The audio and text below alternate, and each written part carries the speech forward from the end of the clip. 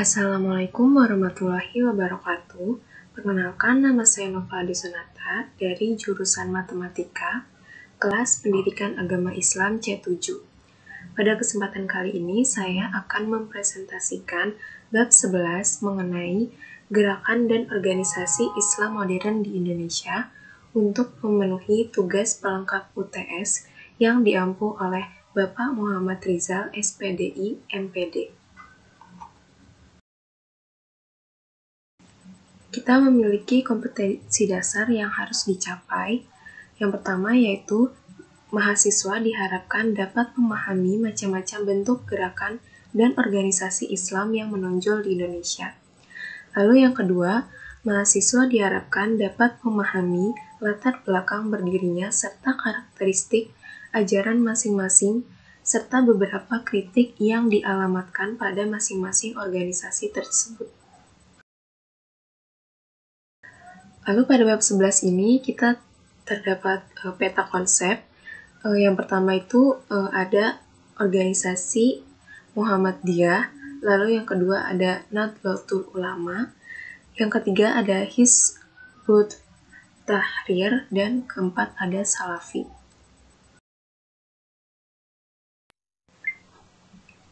Yang pertama ada organisasi Muhammadiyah. Muhammadiyah didirikan oleh Kiai Haji Ahmad Dahlan yang berasal dari kota santri Kauman Yogyakarta pada tanggal 18 November 1912 Masehi. Kata Muhammadiyah ini sendiri berarti pengikut Nabi Muhammad. Nah, penggunaan kata ini dimaksudkan untuk menisbahkan penganut Muhammadiyah dengan ajaran perjuangan Nabi Muhammad SAW. Muhammadiyah ini memiliki ajaran dan pemikiran yang pertama itu ada esensi pemurnian akidah, yang kedua ada kepedulian sosial, yang ketiga ada dakwah amar ma'ruf nahi munkar, dan yang keempat ada jihad fisabilillah dengan jiwa, raga, dan harta. Ajaran Muhammadiyah yang relatif menonjol itu ada yang pertama mengamalkan ibadah hanya yang secara eksplisit disebutkan dalam Al-Quran dan hadis sahih. Dan juga mengikuti hasil ijtihad dari ulama, seperti contohnya ada Ahmad bin Hanbal dan Ibnu Taimiyah. Lalu yang kedua, ada segala hal baru mengenai ibadah yang tidak pernah dilakukan oleh Rasulullah adalah bidah. Lalu Muhammadiyah ini memiliki basis massa lebih dari 25 juta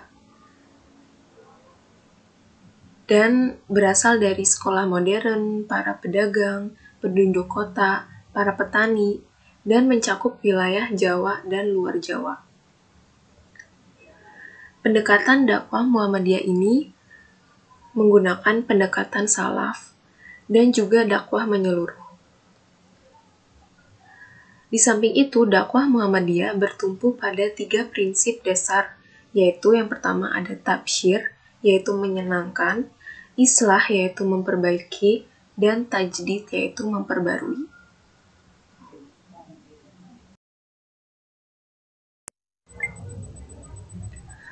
Lalu selanjutnya ada Nahdlatul Ulama atau NU yang didirikan oleh Kiai Haji Hashim Asy'ari pada tanggal 31 Januari 1926 Masehi. NU ini lahir dari kalangan pesantren yang gigih melawan kolonialisme saat Indonesia berjuang meraih kemerdekaan.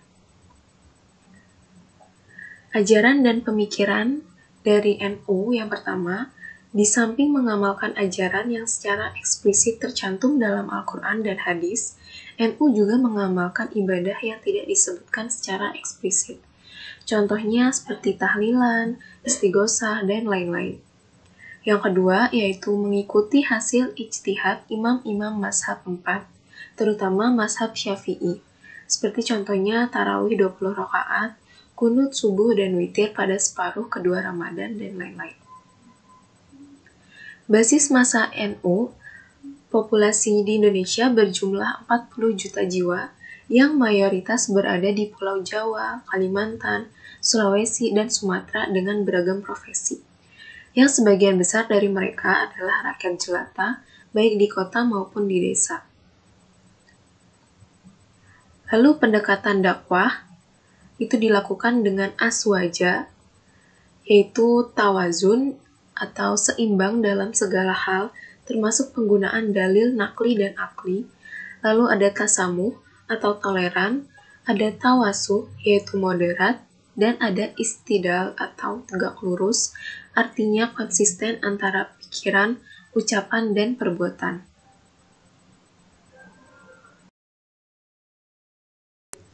Lalu yang ketiga ada Salafi. Organisasi ini didirikan oleh Muhammad bin Abdul Al-Wahhab di kawasan Jazirah Arabia. Pertama kali organisasi ini dibawa masuk ke kawasan Nusantara oleh beberapa ulama asal Sumatera Barat pada awal abad ke-19. Ajaran dari organisasi ini yang pertama ada upaya-upaya yang mereka kerahkan, salah satunya terpusat pada pembersihan ragam bidah yang disebut hajar mubtadi atau isolasi terhadap pelaku bidah. Yang kedua, mereka memandang keterlibatan dalam semua proses politik praktis seperti pemilihan umum sebagai sebuah bidah dan penyimpangan.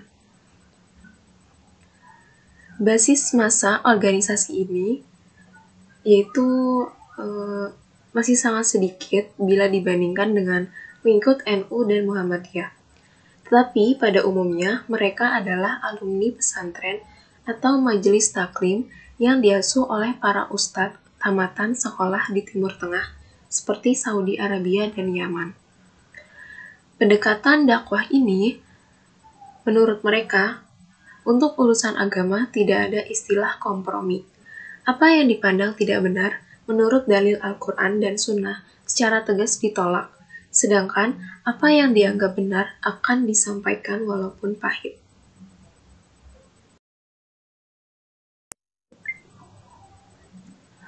Lalu yang terakhir ada organisasi Hizbut Tahrir atau HT.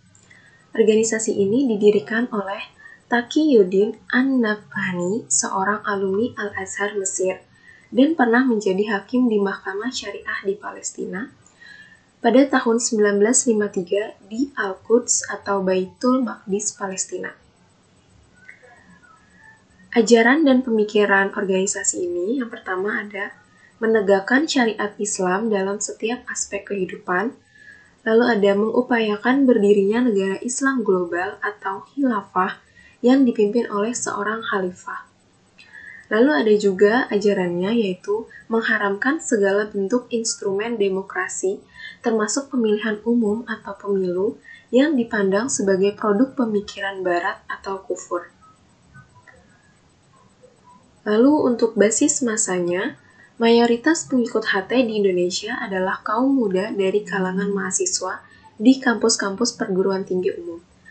Lembaga-lembaga yang menjadi basis HT adalah Badan Dakwah Kampus (BDK) atau Lembaga Dakwah Kampus (LDK). Pendekatan dakwah HT ditempuh melalui pendekatan demonstratif publikatif, yang artinya berbagai macam pendekatan yang dilakukan untuk menarik perhatian masyarakat melalui media cetak, media online dan elektronik, dalam bentuk penyebaran buletin Jumat, brosur, dan lain-lain.